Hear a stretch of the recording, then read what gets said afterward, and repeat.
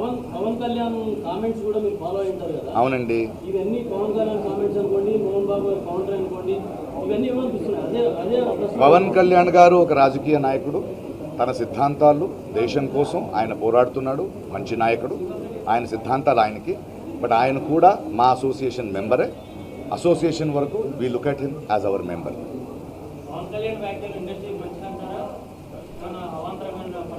ఎవరు ఏం చెప్పినా వాళ్ళు మంచి కోసమే చేస్తారండి. ఆ వ్యాఖ్యానాలు, దానికి వచ్చే ప్రతిక్రియలను చూసి చూద్దాం.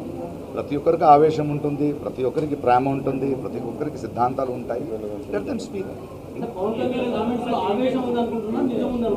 ఆవేశం ఉంటాయి, నిజం ఉంటాయి, ఆయన మనస్సు ఉంటుంది, ఆయన దారి ఉంటుంది కదండి. ఆయన హక్కు ఆయన.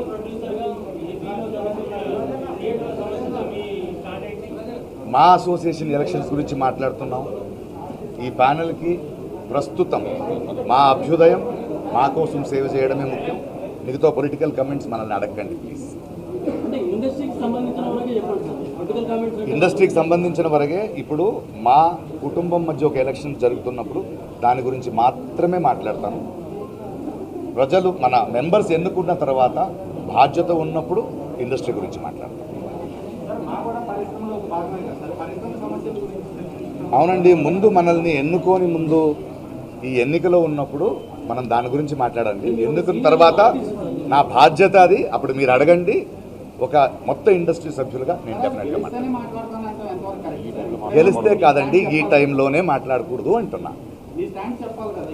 నా స్టాండ్ చెప్తున్నానండి. ఇదే నా స్టాండు. ఈ టైంలో ఎన్నికలు మా సభ్యుల మధ్య మనం మాట్లాడుకోవాలి. బంగారం ఒకసారి చెప్తాను కదా నాన్న, రజనీకాంత్ కదా కాదు కదా, నేను ఒకసారి చెప్తే 100 సార్లు చెప్తాను.